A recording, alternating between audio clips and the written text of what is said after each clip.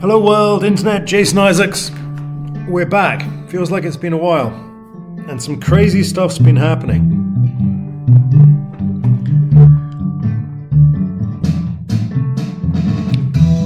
But it seemed like a good idea to come back and talk about congressional oversight.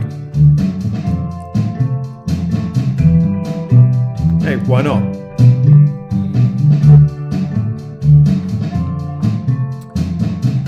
Okay, that's probably enough of that. Okay, so we start as ever when we're looking at American politics with what the Constitution says. And the Constitution has quite a lot to say about impeachment. And it says that when the president or indeed other officers are considered to have committed treason, even not treasury, bribery, other high crimes and misdemeanors, then they can be impeached. And it's a two-stage process for the president. The House decides if an impeachment should take place, and that's a simple majority. And then the Senate undertakes the actual trial or the hearing. And a conviction there requires 66%. So that's the impeachment thing, and it's fairly straightforward, at least on paper. Committee oversight, on the other hand, is slightly more complicated, not least because there's nothing in the Constitution about it. And then in 1791, there was something called the Sinclair Expedition, which went spectacularly wrong, and Congress declared or claimed the right of oversight, thereby establishing a precedent. And what that means is that there's no formal or hard sanction attached to this. This, rather like judicial review, is extra-constitutional, and so it's kind of outside the formal system of checks and balances. That's important later, but we'll come back to that in due course. The whole process is described by internal congressional rules, again, not by the Constitution. You should know that it's undertaken by select committees. Now, I haven't done select committees yet with my group, not this time round anyway, but select committees, worth pointing out that they do the role of both committees in the UK, so they do both the scrutiny and the legislation. And of course, those of you who are doing the UK will know that scrutiny in the UK are select, whereas these ones are, well, they used to be called standing committees. They are now public bill committees. But I'm getting dragged off into the weeds there. You should know all about that anyway. So anyway, select committees in the US perform dual roles. They both are involved in the legislative process and the scrutiny process.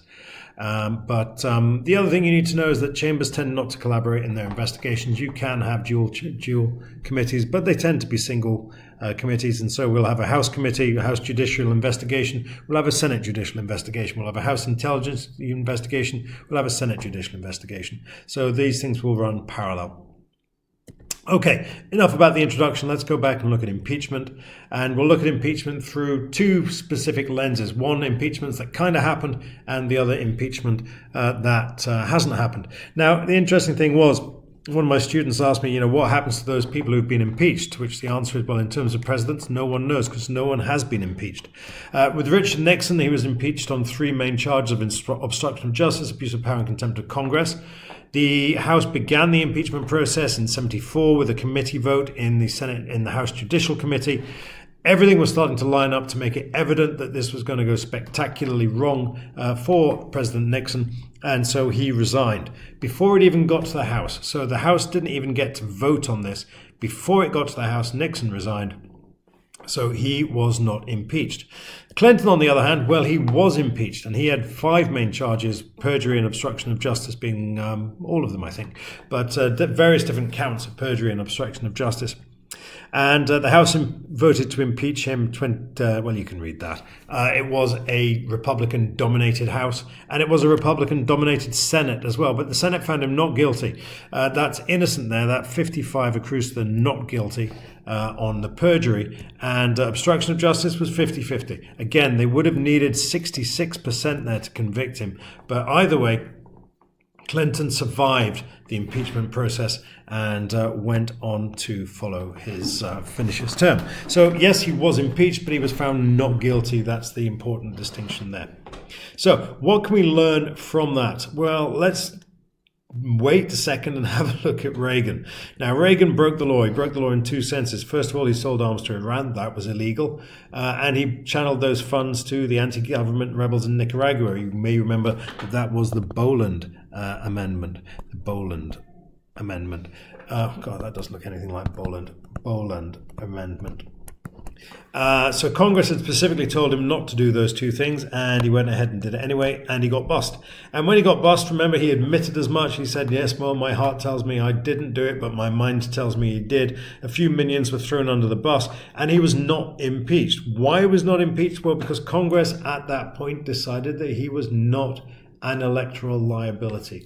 Congress, in spite of the fact that we were looking at a democratically controlled House, decided that it was not worth the puff, and he was a lame duck. He was still surprisingly popular, and so there was nothing to be gained from impeaching Reagan. So they kept their powder dry.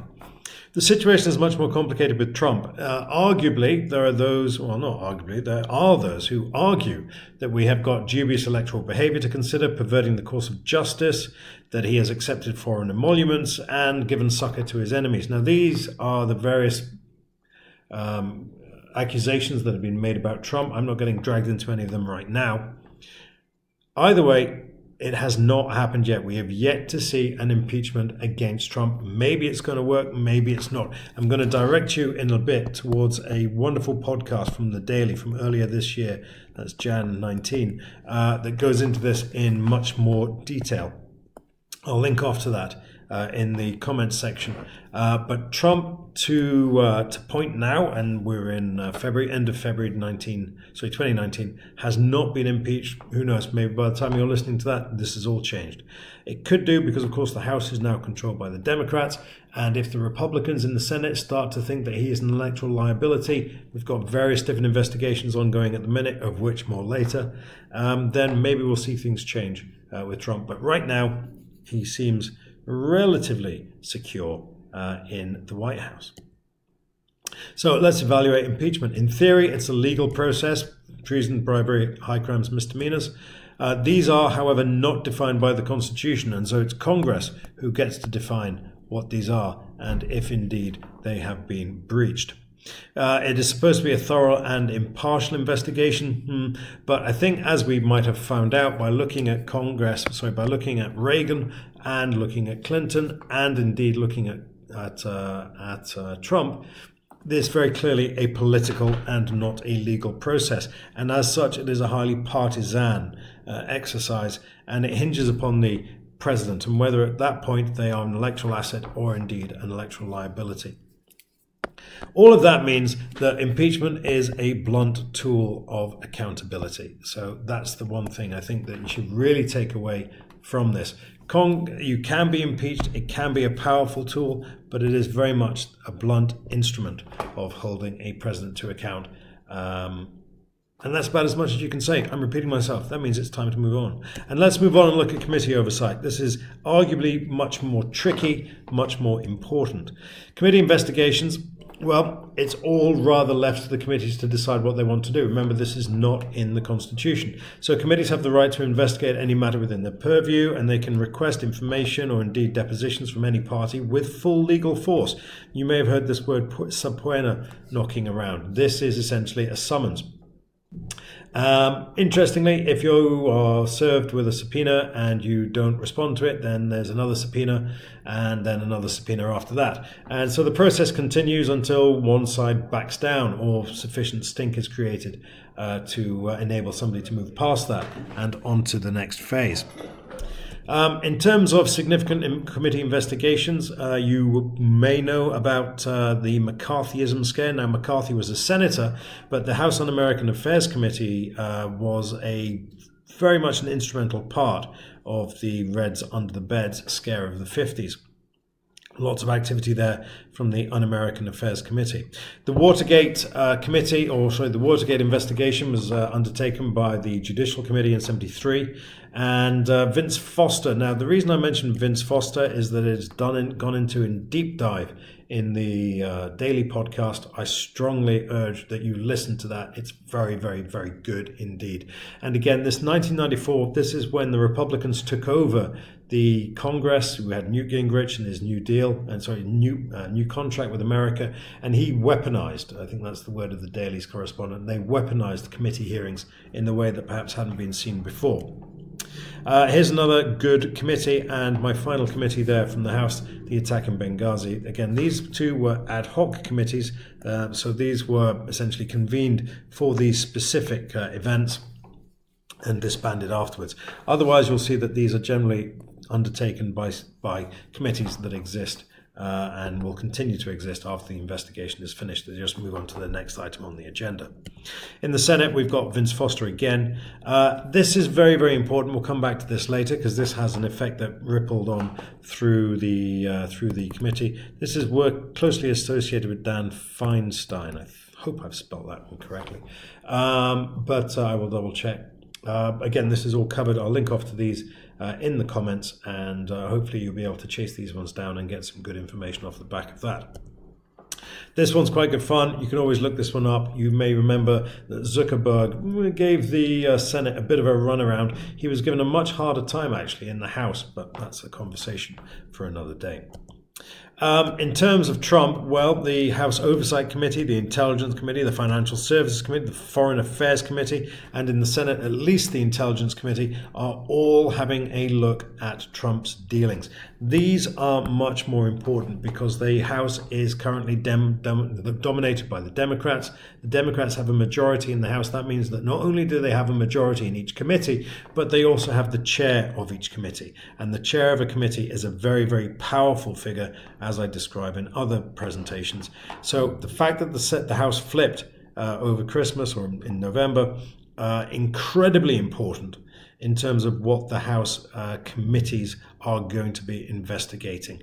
It is a partisan activity. So if you have a majority on the Senate in the House and you have the chairs of your committees, then the position of the committees changes dramatically. Certainly if you've got a Republican like Trump in the White House. So that's what you really need to get across here, that these are partisan activities and they are subject to strong political force. The House Intelligence Committee has been basically spinning its wheel from 2018 From 2016 to 2018, the House Intelligence Committee was creating a facade of action. The Democrats were trying to do all sorts of things, and the Republicans were doing their level best, in fact, better than their level best, to prevent them, because the Republicans had a majority in the Senate, in the House. You can tell it's been a while since I did this. I apologize.